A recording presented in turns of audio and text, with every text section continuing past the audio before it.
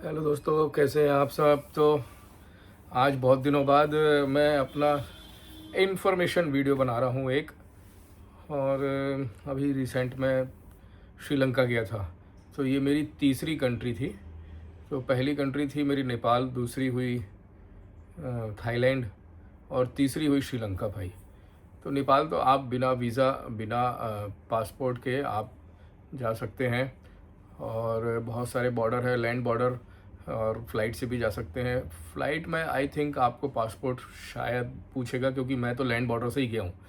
3 से 4 बार मैं जा चुका हूँ नेपाल। तो लैंड बॉर्डर से गए। बहुत अच्छा, बहुत सस्ता देश है नेपाल। दूसरी जो देश है मेरा थाईलैंड, तो उसमें हम पासपोर्ट लेकर के गए। वीज़ा ऑन अराइवल था, उन्होंने हमारा पासपोर्ट चेक किया और वीज़ा ऑन अराइवल हमको दे दिया। और भाई फ्री है वीज़ा वहाँ पर, जब मैं गया था 1 साल पहले। और वहाँ पर हमने काफ़ी एन्जॉयमेंट किया, और बहुत ही बजट ट्रिप रहते हैं, आप जानते हो मेरे।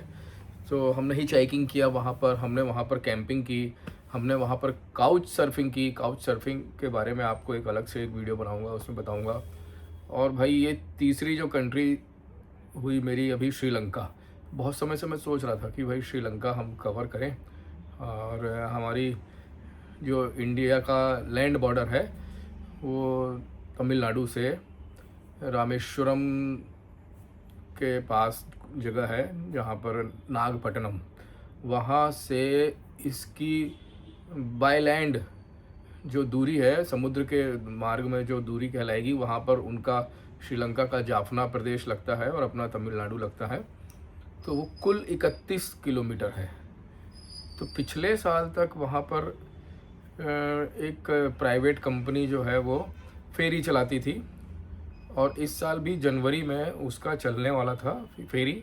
लेकिन फेरी चालू नहीं हो रही थी। उन्होंने कहा कि हम जनवरी में 15 जनवरी को चलाएंगे, और फिर बाद में उसको बढ़ा के 30 जनवरी को किया, 1 फरवरी को कर दिया कि भाई 1 फरवरी को स्टार्ट होगी, और 1 फरवरी को बताएंगे कि कब से चालू होगी।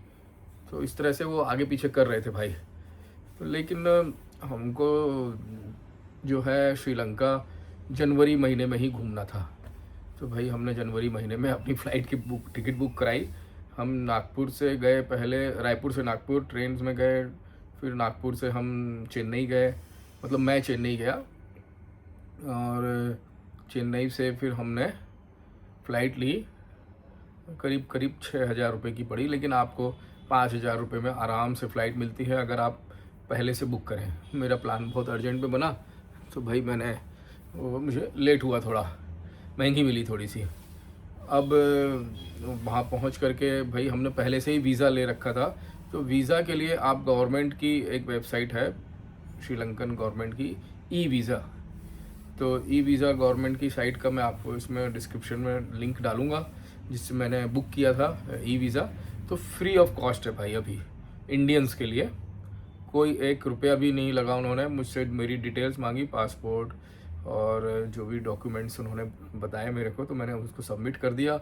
और भाई 3 दिन में आ जाता है वीज़ा, लेकिन मेरा तो एक ही दिन में आ गया। तो इस प्रकार वीज़ा मिल गया बड़े आराम से। अब बात हुई श्रीलंकन कंट्री की करेंसी। तो करेंसी के लिए मैंने भाई वहीं एयरपोर्ट पर मैं ले गया था जो भी इंडियन रुपीज़। तो उसका मुझे मिला 3.1 का रेशियो एयरपोर्ट पे। तो हमने 5,000 इंडियन के, तो हमको 15,000 कुछ रुपए मिले 3.1 के रेशियो से। मतलब हमारे 5,000, उनके 15,000। तो उस वहाँ की करेंसी को बोलते हैं LKR, Lanka currency, Lanka rupees. और इंडियन को बोलते हैं INR, इंडियन रुपी। तो वो LKR बोलते हैं, लंका रुपी। तो 3.1 वैसे एयरपोर्ट पे नहीं कराना चाहिए, लेकिन कुछ तो हमको हाथ में रखना था। तो एयरपोर्ट से हम बाहर निकले। बाहर निकल के हमने टैक्सी नहीं की, हमने उनकी लोकल बस सर्विस ली। बहुत अच्छी बस सर्विस है वहाँ पर। एयरपोर्ट से कुछ 1 किलोमीटर बाहर निकलेंगे आप, इंटरनेशनल एयरपोर्ट कोलंबो भंडार नायके पहुँचे हम। तो वहाँ से हम लगभग सिटी सेंटर पहुँचने में हमको 300 रुपये लग गए। तो मेरे साथ एक मेरे मित्र भी गए थे, सॉरी, उन्होंने पहले से ही Booking.com में हॉस्टल एक बुक कर रखा था बिल्कुल सिटी सेंटर में, बहुत बढ़िया पॉश एरिया में वो हॉस्टल था। तो हमने 2,000 रुपये करीब इंडियन दिए उसमें हॉस्टल के। थोड़ा सा महंगा हॉस्टल था, लेकिन पहले दिन के लिए हमको बुकिंग दिखानी होती है एयरपोर्ट पे कि आप कहाँ रुकोगे, तो हमने वो बुक कर रखा था पहले से। और रिटर्न की फ़्लाइट टिकट भी दिखानी होती है। तो मैंने इमिग्रेशन पे जो कोलंबो में अपना इंडिगो फ़्लाइट बुक की थी, तो उन्होंने मुझसे रिटर्न टिकट मांगी। तो मैंने उनको कहा कि भाई मेरी बुकिंग नहीं की है, और तो उन्होंने कहा कि आप कर सकते हो बुकिंग। तो मैंने कहा हाँ मैं कैपेबल हूँ करने के लिए, अभी 5 मिनट में कर लूँगा, मेरे को कोई दिक्कत नहीं है। और लेकिन मैं रिटर्न में अभी फेरी से आना चाहता हूँ, तो अभी फेरी शुरू नहीं हुई है, फेरी शुरू होगी तो मैं उसमें वापस आऊँगा। तो पहले तो उन्होंने मना किया, फिर मैंने उनके ऑफिसर से बात की। तो इमिग्रेशन में उन्होंने फिर ऑफिसर से बात की, इमिग्रेशन में नहीं सॉरी, जो आपका बोर्डिंग पास देते हैं वहाँ पर काउंटर पे, तो बोर्डिंग पास ही नहीं दे रहे थे मुझे। तो उन्होंने फिर मुझे एक्सेप्ट किया, और मैंने कहा कि फेरी से आऊँगा लौट के, तो उन्होंने मेरी बोर्डिंग पास दे दिया। इमिग्रेशन में कुछ नहीं पूछा उन्होंने मुझसे, और इजीली क्लियर हो गया इमिग्रेशन। उसके बाद श्रीलंका पहुंच के हमने एयरपोर्ट से बाहर 1-2 घंटे बिताए, करेंसी चेंज कराई, क्योंकि रात को पहुंची थी फ़्लाइट हमारी 2 बजे 3 बजे। तो हम 2-3 घंटे रुके वहाँ पर, फ्रेश हुए और थोड़ा रेस्ट किया, कुछ करेंसी चेंज कराई। और उसके बाद फिर हम जब सुबह होने लगी, 4 बजने लगे लगभग 4 या 4:30 बजे हम निकल गए बाहर। तो 1 किलोमीटर दूर उनका वो है लोकल सिटी का लोकल बस स्टॉप। तो लगभग पैदल जा सकते हैं आप, लेकिन हमने ऑटो ले लिया था। वहाँ पर ऑटो को टुक टुक बोलते हैं भाई, वो भी मिल जाते हैं। तो हम बस पकड़ के सिटी सेंटर आ गए अपने होटल के पास। तो होटल के पास उसने हमको उतारा आपका जो बोलते हैं रेलवे स्टेशन। तो रेलवे स्टेशन पर उन्होंने उतार दिया, फोर्ट रेलवे स्टेशन कोलंबो में उतार दिया बस ने। वहाँ से हम फिर ऑटो लेकर के अपने होटल गए। तो भाई टुक टुक वहाँ बहुत सस्ता है और आप आराम से घूम सकते हैं। तो श्रीलंका में हमने देखा सिगिरिया रॉक है ना, लॉयन रॉक है। ये 5वीं शताब्दी का एक प्राचीन किला है जो एक पहाड़ी के ऊपर है, और वहाँ जाने के लिए हम इंडियंस को $20 US डॉलर फीस देनी होती है, और फॉरेनर के लिए ये थोड़ी ज़्यादा है। उसके बाद वहाँ पर एक हिल स्टेशन है कैंडी। तो ये सब कैंडी के बाद नुवारा कैंडी हिल स्टेशन है। तो कैंडी में तो एक ऐसा इंसिडेंट हुआ था कि मेरा लॉस हुआ था, मेरी पॉकेट किसी ने मार दी थी, तो जेब कतरी हो गई थी कहना चाहिए। वैसे तो इतनी यात्राएं करते हैं कभी नहीं होती है, लेकिन इस बार हुई। सो मेरी लापरवाही थी और उसमें, और मैं अपनी गलती ही मानूंगा उसमें, और कुछ पैसे चले गए। तो कैंडी हमने एक्सप्लोर नहीं किया ज़्यादा क्योंकि मन ख़राब था थोड़ा सा। तो हालांकि काफ़ी सारे पैसे मेरे बचे हुए थे और सेफ़ रखे हुए थे, क्योंकि मैं डिस्ट्रीब्यूट करके ही रखता हूँ इधर उधर, सारे पैसे एक जगह नहीं रखता। और तो कैंडी हमने ज़्यादा नहीं घूमा, कैंडी में हम सिर्फ होटल में रहे, और नेक्स्ट डे हम नुवारा एलिया निकल गए। नुवारा एलिया में हमने देखा सीता अम्मा का मंदिर, जो बहुत फेमस है, बहुत प्रसिद्ध है, बिल्कुल रोड के किनारे है। आप लोकल ट्रांसपोर्ट से जा सकते हैं, और आपको कहीं भी ऑटो लेने की ज़रूरत नहीं पड़ेगी। उसमें बोलेंगे सीता अम्मा का मंदिर जाना है, तो वो बस वाला आपको उतार देगा वहाँ पे। और उसको देखने के बाद आप जा सकते हैं गाले, और एक वहाँ पर आपको इंटरनेशनल क्रिकेट स्टेडियम देखने मिलेगा। और उसके अलावा एक गाले फोर्ट है बहुत पुराना, वो भी देख सकते हैं, डच लोगों ने बनाया, क्योंकि श्रीलंका में डच और पुर्तगाली दोनों का शासन था, और उसके बाद अंग्रेज़ों का शासन आया। तो इनको आज़ादी आखिरी में अंग्रेज़ों से ही मिली, हमसे आज़ादी मिलने के कुछ वर्षों के बाद। और भाई गाले जो है, आप कोलंबो से डायरेक्ट भी जा सकते हैं। तो कोलंबो से सीधी जो है गाले के लिए आपको ट्रेन मिलेगी कोलंबो फोर्ट रेलवे स्टेशन से, 2nd क्लास और 3rd क्लास और 1st क्लास, 3 तरह की कैटेगरी है यहाँ की ट्रेन में। अच्छी ट्रेन सर्विस है, और बिल्कुल समुंदर के किनारे किनारे बढ़िया सुंदर से व्यू लेते हुए जाती है ट्रेन इनकी।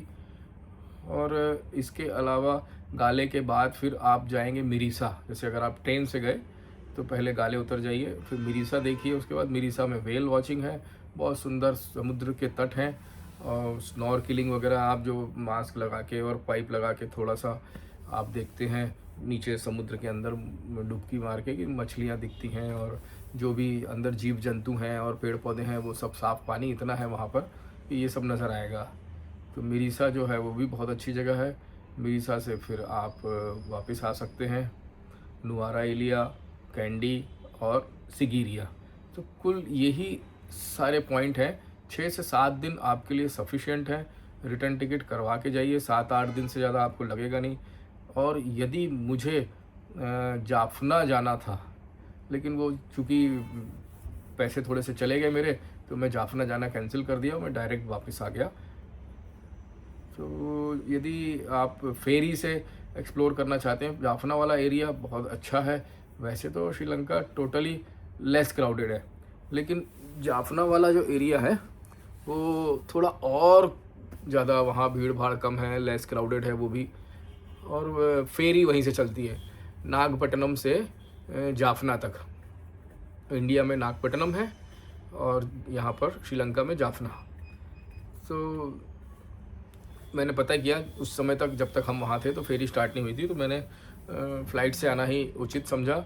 और जैसे ही हमारा ट्रिप पूरा हुआ, हमने अपनी फ़्लाइट बुक की तुरंत, और उसके बाद करीब करीब मैं अपने रायपुर तक की ही फ़्लाइट ली मैंने। तो हमने रायपुर वापस आ गए भाई।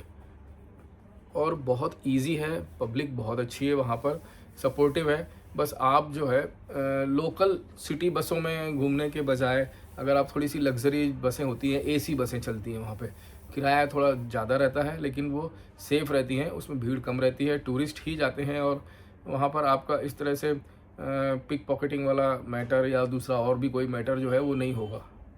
तो हमारी गलती एक वही हुई पहली कि हमने वहाँ की लोकल बस पकड़ी कि भाई कुछ पैसे बच रहे हैं, बहुत सस्ता पब्लिक ट्रांसपोर्ट है। तो पब्लिक ट्रांसपोर्ट बहुत अच्छा है, सस्ता है, टुक टुक भी हर जगह है। और एक चीज़ और ख़ास बताना चाहूँगा कि वहाँ आपको साउथ इंडियन फूड नहीं मिलेगा हर जगह। जैसे साउथ इंडिया में हमारे यहाँ इडली डोसा मिलता है और उपमा मिलता है, ये सब चीज़ें वहाँ नहीं मिलेंगी आपको। बहुत बड़े बड़े शहरों में, मिरीसा में या गाले में यहाँ मिल सकती हैं, एक जनरल जैसे रोड साइड में जगह जगह अपने यहाँ मिलते हैं, वहाँ नहीं मिलता। वहाँ पर कुछ अलग तरह के स्नैक्स मिलते हैं, वेज होते हैं, नॉन वेज होते हैं, पूछ के खाएं सब चीज़ें। और राइस के साथ वहाँ पर 3-4 प्रकार की सब्जियों की कटोरियाँ देते हैं वो, 3-4 प्रकार की सब्जी और दाल, और ग्रीन भी रहता है उसमें। सो वो आपको मिलता है चावल के साथ में। और चावल भी 2 प्रकार के मिलते हैं, 3 प्रकार के, एक येलो राइस, एक वाइट राइस और एक रेड राइस। तो तीनों प्रकार के चावल मिलते हैं, आप जो लेना चाहें उसमें से। खाना ज़्यादा महंगा नहीं है, हमारे यहाँ के 100 रुपये, 200 रुपये, 300 रुपये में, इंडियन बता रहा हूँ मैं, इंडियन में 100 से 200 रुपये, 250 रुपये में बढ़िया खाना मिल जाएगा आपको।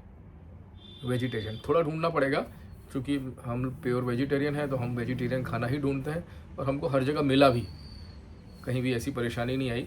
हालांकि हम अपने साथ कुछ दलिया और कुछ ड्राई फ्रूट्स लेके गए थे, जो इमरजेंसी में हाँ रखा हुआ था कि भाई कहीं कुछ नहीं मिला तो हम उसी को बना करके पका करके खाएंगे, लेकिन उसकी नौबत नहीं आई।